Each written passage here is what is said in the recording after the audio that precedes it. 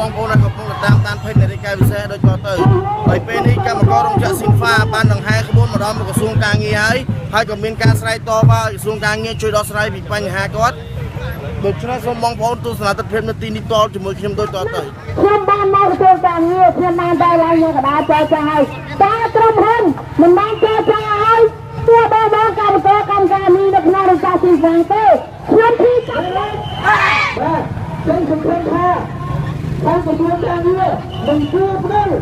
នឹងគិតប្រេទៀតនឹងជួយជំរុញទៅដល់ការនោះឲ្យពលរដ្ឋមិនឲ្យលោកទៅទៀមលោកកូនចៅរបស់គាត់បានទេណាទេ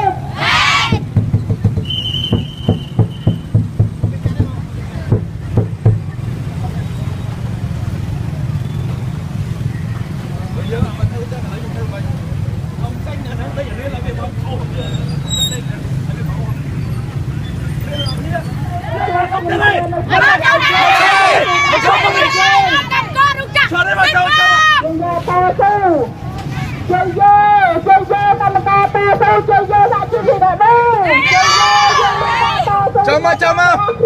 ខាងមុខទីមកខាងមុខនេះយើងទៅតាមខ្មែរតាមនៅក្នុងប្រទេសខ្មែរតាមនៅលើប្រទេសខ្មែរយើងទៅទៅការពារជាសរុបខ្មែរជាជនយើងហើយតាមតាពារកម្មករយើងកុំឲ្យជនតែប្រវត្តិដល់ជនសម្បត្តិលើយើងណាបែមុខមកខ្នល់បែគូទៅក្រសួងអរគុណបងប្អូន